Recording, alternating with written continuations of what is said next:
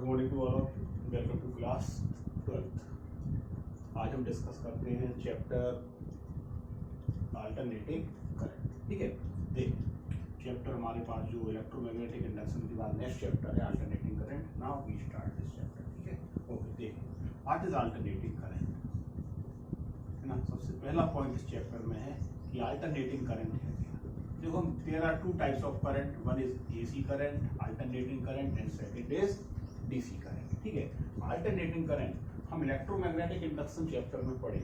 ठीक है, we have discussed in electromagnetic induction chapter that when a coil is rotating in magnetic field, then induced EMF and induced current is set up in the coil by the rotation of angle. Okay, and for first half cycle we observe that the direction of the current in coil is 0 to maximum and again 0, ठीक, in one direction, and again 0 to maximum and फिर 0 हो जाता है क्या, इन reverse direction. Okay, हमने ये discuss किया था वहां पर। ठीक है, और the value of the current changes from its 0 to maximum value and again 0 for half cycle and again 0 to maximum and 0 in other half cycle. ठीक है, this is the maximum value of current, we have discussed this is the maximum value of current. Okay, अगर इस तरीके से डालें तो ये कौन सी वैल्यू होती है करंट की, maximum value, right. And this current periodically changes, and what is the equation, sinusoidally changes, and the equation of current is given I equal to I naught sin omega t. Okay, this is your alternating current. ठीक, and alternating current is that current which changes periodically, and this is the complete revolution, complete cycle of current. If we see the variation with time, then this is the time of complete oscillation, capital T time period, and this is the half of the oscillation, time period का half t by 2, and this is your t by 4. ठीक है, and this is your 3t by 4. Okay, these are the times, right, and this is your alternating current. And I naught here which of the value, amplitude value. This value of current is known as amplitude current. Okay, ये amplitude value of current होती है, और इसी को हम बोलते हैं क्या, peak value of current. So this is your alternating current equation. ठीक है, changes periodically at every moment, at every instant its value changes. So the I is the instantaneous current. I is your instantaneous current, depend on the value of time and changes with time periodically. This is your alternating current. ठीक है, इसी प्रकार से अगर circuit में कोई resistance है and dividing both sides, चलो हम यहाँ अलग से लेते हैं, I इक्वल टू करंट का equation I equal to I not sine omega t. Okay, and both side divided by resistance, if the circuit और, है ना, device have some finite resistance, then this is the maximum value, instantaneous value of voltage. So this is your alternating voltage, E equal to E naught and sine omega t. This is alternating potential, and this is the peak value of potential. This is instantaneous value at any instant, किसी भी time पर, time की value को जब हम place करेंगे तो current की वैल्यू हमको, पोटेंशियल, अल्टरनेटिंग पोटेंशियल की वैल्यू मिलेगी। और same graph is here, same variation of the potential is here, but we taken here potential, so current की जगह यहाँ पर क्या ले लेंगे, जब हम पोटेंशियल के लिए इस इक्वेशन के लिए खींचेंगे voltage he, and this is the amplitude value of alternating potential on same values, right. So this is the graph for current and potential, alternating current and alternating potential. Now next step is जरा देख whether this equation represent the alternating current or potential. I equal to, if we take, suppose we taken I equal to I naught cos omega t. This is also periodic function, changes between 0 and maximum and minimum value. ठीक है, positive and negative value in the same way, E equal to E nought cos omega t. This is also the alternating current, but the graph variation when we observe the value of current and voltage on graphical representation variation with time, then its value at 0 time, cos 0 is maximum I equal to I naught, this value is starting from its maximum value like this, and this also periodically like this.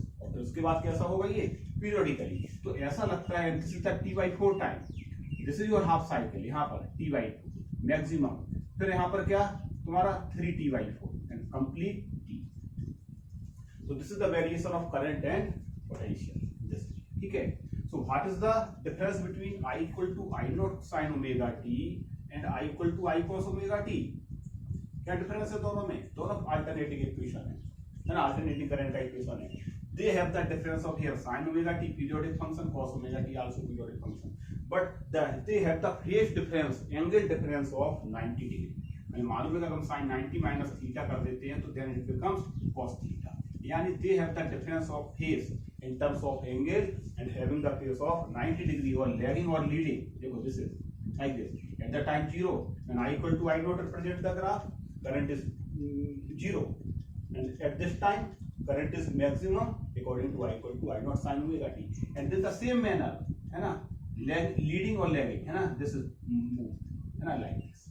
So this is, it means I equal to I naught sin omega t or I equal to I naught cos omega t in terms of current or voltage, both represent your alternating current and potential, but having the phase difference of only 90 degree, angle का phase difference केवल होता है, right? This is, इसके बाद इस chapter में है ना, and I naught and E naught is the peak value or amplitude value of current and potential। Okay, now next step देखेंगे, कुछ टर्म होते हैं जैसे यहाँ पर अभी हमने देखा कि alternating current changes periodically between its zero and maximum value, ठीक है। तो इसमें कुछ टर्म होते हैं जैसे टाइम पीरियड। अभी हमने पढ़ा time period, what is time period is denoted by time period of current, क्योंकि पीरियोडिकली चेंज हो रहा है तो इसमें वो सब टर्म होंगे जो ऑसिलेशन या पीरियोडिक मोशन में हम लेते थे, यानी यहाँ पे time period T, time taken to complete one oscillation. Suppose current is moving very rapidly and complete 100 revolution or 50 revolution, not 100, 50 revolution in 1 second, and it means frequency. So current also have frequency, okay, and the frequency means the number of revolution oscillation completed by the alternating current in 1 second and denoted by nu, and this nu equal to, we know that the reciprocal of क्या होता था time period, और nu into t equal to 1, okay, this is the current। And angular velocity also have angular frequency omega equal to 2 pi nu, or we can say nu equal to omega upon 2 pi। So this is your angular frequency of the alternating current। In the same way amplitude or peak value, maximum value, peak value and amplitude value क्या होती है I naught, and in terms of voltage E naught। These are the peak value of current, alternating current and alternating potential also। Okay, तो ये step सब हमको यहाँ पर use करना पड़ेंगे। And now next step is what is the phase difference. देखें जरा फेज का मतलब क्या होता है। करंट और वोल्टेज में फेज का क्या रिलेशन होता है, फेज रिलेशन, ठीक है। Next point is your phase relation between current, alternating current है ये, alternating end voltage, okay. Alternating current और वोल्टेज में क्या फेज होगा देखें जरा। अगर हम यहाँ पर एक इक्वेशन लिखें अल्टरनेटिंग करंट का, I equal to I not sine omega, okay, sine के फॉर्म में ले लेते हैं। एंड वोल्टेज के लिए इक्वेशन लिखें E equal to E nought sine omega, both have the same value of angle at same instant I nought E nought, ठीक है।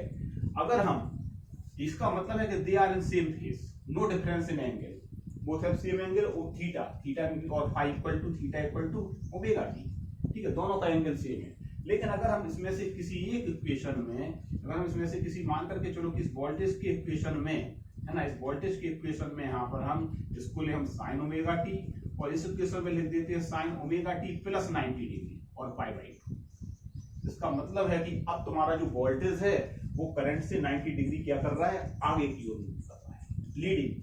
प्लस का मतलब leading, voltage is leading current है ना, वोल्टेज लीडिंग है ना current by phase angle of 90 degree. इसी प्रकार से या तो वोल्टेज इज लीडिंग, इसका मतलब क्या है, conversely we can say that current is lagging. इसका मतलब है कि अगर हम ये लेते हैं कि E equal to E nought sine omega T, then the same manner current is lagging means I equal to I naught sin and omega t, and lagging के लिए minus 90 degree और π/2।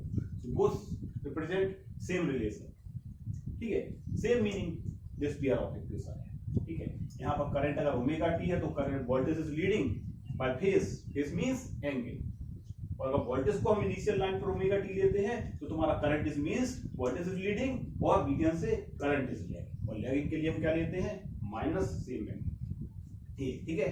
अगर हम इस इक्वेशन के लिए यहाँ पर ग्राफ फेजर डायग्राम बना करके देखें, देखो है ना, if we see है ना these observation, we draw these observation in the form of phasor diagram, तो फेजर डायग्राम के लिए ओमेगा टी एंगल अगर हम यहाँ पर एक्स लाइन को एक्स इनिशियल लाइन मानते हैं, स्टार्टिंग रेफरेंस लाइन है ना, तो लीडिंग के लिए हम इस तरीके से एंटी क्लॉकवाइज मूव करें यहाँ ओमेगा प्लस डायरेक्शन, ठीक है, ऊपर की, ओके, इस तरीके से देखें। अगर ये इक्वेशन हमारे लिए करंट का है I equal to I not sine omega T, ठीक है, और वोल्टेज 90 डिग्री से लीड कर रहा है, तो देखो this is the reference line we take initial line and the angle is measured start from here, this is your omega. Then for voltage के लिए क्या लिखेंगे, फॉर दिस स्फीयर के लिए, स्फीयर के लिए बना रहे हैं, ई के लिए जब फेजर डायग्राम ड्रॉ करोगे, फेस है ना, फेस है 90 डिग्री लीड, यानी 90 डिग्री लीडिंग का मतलब this is your I, I equal not E, this is equal to E and E equal to E naught sin omega t plus pi by 2, and this pi by 2 we adding here from here omega t, and this is your 90 degree pi by 2. So these are the phasor diagram for this pair of equation. और we can also say that अगर हमें इस pair के लिए खींचना है तब तुम्हारा फेजर डायग्राम इस तरीके का आएगा, इस तरीके से लेंगे हम। अगर हमारे पास ये लाइन अगर तुम्हारा क्या है E इक्वल टू, अगर हम ये लेते हैं E equal to E not sine omega T, then current is lagging, और करंट इज लैगिंग का मतलब है this is the value of your current, I equal to negative means नीचे की ओर, I equal to I not sine omega T minus pi by 2, यानी this is your omega T here and this is your 90 degree, है ना। तो पाई by 2 में से इस लाइन से ये कितना आ जाएगा, पाई बाई 2 माइनस ओमेगा टी, ये सब्ट्रैक्ट करोगे, है ना, ये आ जाएगा। सो this is lagging relation, so both have similar relation, similar, है ना, एक ही बात है, चाहे हम इसको ये कहें चाहे हम इसको ये कहें, ठीक है।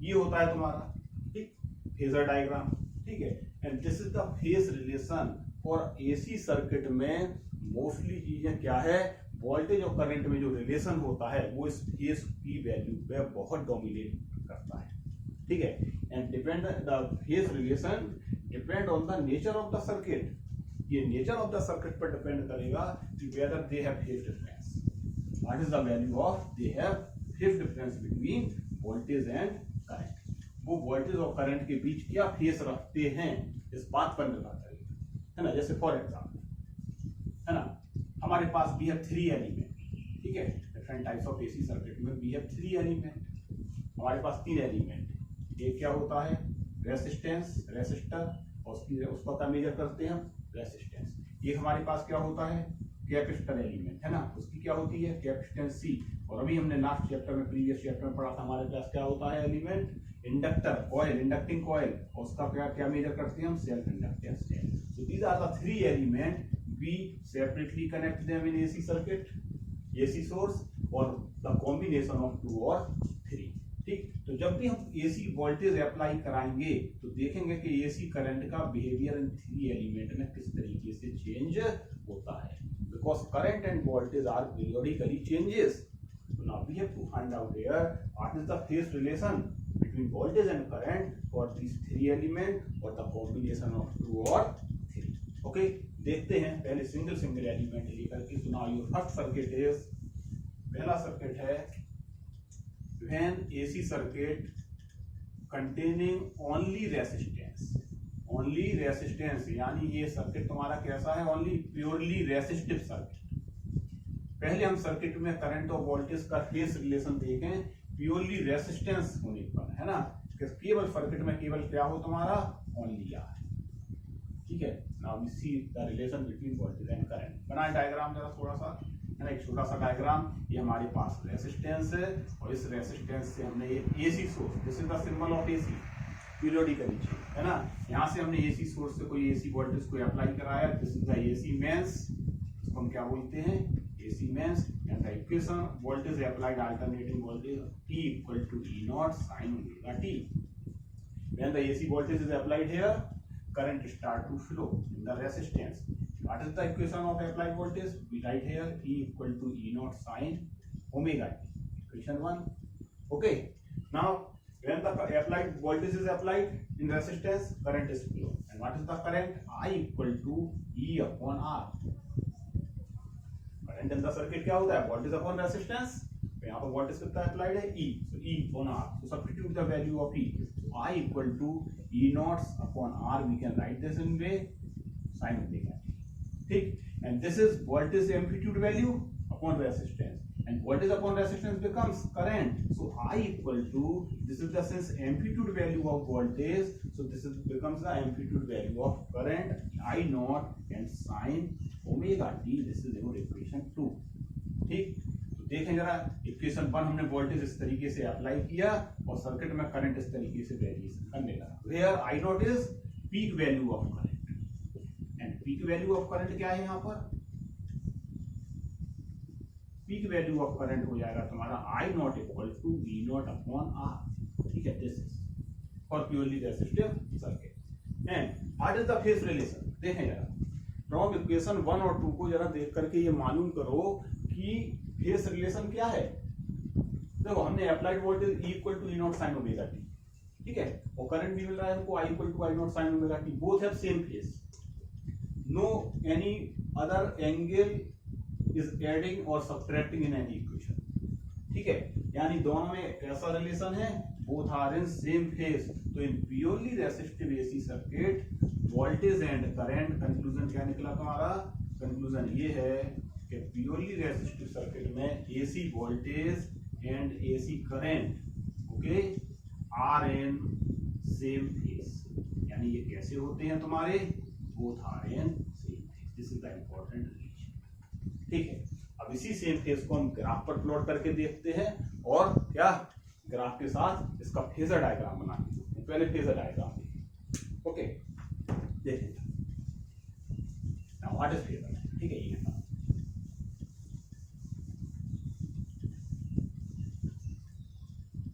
Both are in same phase. Same phase का मतलब है कि इसके लिए अगर हम फेजर डायग्राम यहां बनाते हैं. ठीक है. Phasor diagram. ठीक है. देखिए, दिस इज रेफरेंस लाइन. ठीक है. आई इक्वल टू क्या निकला relation? I not sine omega T. देखना जरा. और वोल्टेज क्या अप्लाइड किया था हमने? E equal to E not sine omega T. Where I not क्या होता है? I not equal to your E not upon R. ठीक है. क्योंकि सर्किट में applied amplitude value of voltage होगा एंड सर्किट हैव रेजिस्टेंस. और जब रेजिस्टेंस इस वैल्यू को डिवाइड करोगे तो I not comes less than E not. हमेशा आई नॉट की वैल्यू ई नॉट से क्या आएगी? लेस आएगी. ठीक है. हाँ, देखें जरा. If this is your omega T means your reference line है ना. एंगल हम कहां से मेजर कर रहे हैं? इस लाइन से. This is your angle omega T measured anti clockwise positive. ठीक है. Omega T. So I nought is less than, यानी अगर ये जो फेजर डायग्राम की वैल्यू है, ये वैल्यू यहां पर एरो लगा है पी, तो ये तुम्हारी वैल्यू किसके लिए है? E equal to E not sine omega T. देखना जरा. तो इसकी हम पीक से इस लाइन पर क्या डालते हैं? परपेंडिकुलर. परपेंडिकुलर ड्रॉ कर करके हम ये मालूम कर लेते हैं दिस पीक है. And for I equal to I naught sin omega t, same angle. So in the same direction, इसी के along this is the phasor value है ना. Phase diagram of I equal to I naught sin omega t. देखो both have same phase omega t with this line. ठीक. But the value of I naught is less than E naught. हमेशा I naught का value क्या होगा? E naught से क्या होगा? कम. यानी इसके फेजर को हमने क्या है? इसके पीक को थोड़ा सा कम लिया. यानी this is your value of I naught. This is the phasor diagram. But the main point is both are in same phase, और same phase का मतलब है along the same line making same angle with this axis. Okay, ये होता है तुम्हारा क्या? ये कहलाता है तुम्हारा क्या? Phasor diagram. ठीक. Very important. ठीक. नाउ ऑन द ग्राफ है ना. देखें इसका वेरिएशन. इसी चीज को जब हम ग्राफ पर बनाते हैं, देखो यार, इसके ना वोल्टेज और इसके लिए क्या कीजिए हम? ग्राफिकल रिप्रेजेंटेशन है ना. इसको देखो ग्राफिकल रिप्रेजेंट करें अगर हम, तो ये इस तरीके से आएगा. ये टाइम है. ठीक है. ये ओरिजिन है. यहाँ पर हम करंट की प्लस मैक्सिमम प्लस डायरेक्शन में और माइनस डायरेक्शन में एक ही पर E एंड I दोनों के लिए ग्राफ. ठीक है. देखो For first half cycle, what is the time period? 0 to t/2. Another half cycle के लिए what is the time period? t/2 to e. ठीक, अगर ये वाला ग्राफ हम e के लिए ले लें, तो ठीक है, तो eight the same time, same phase का मतलब eight the same time the value of voltage and current is 0. At the same time, both value becomes maximum. At the same time, both value becomes again 0. At the same time, becomes in reverse direction maximum and again 0. ठीक है, ये इसका मतलब होता है. इसका मतलब अगर हमने ये वाला ग्राफ किसके लिए लिया, वोल्टेज के लिए, तो इसका मतलब है कि करंट का भी सेम मैनर में वेरिएशन होगा, but this amplitude value becomes less. तो इस तरीके से हम बना देते हैं. ओके, दे रहा है ना, ये होता है इस तरीके से ग्राफ का वेरिएशन. ठीक है, थोड़ा पीक ले जाते हैं, यानी at the same time both 0, at the same time both maximum, at the same time both 0, both maximum, और फिर दोनों पे, यानी this is the graph for E and this is the graph for current I.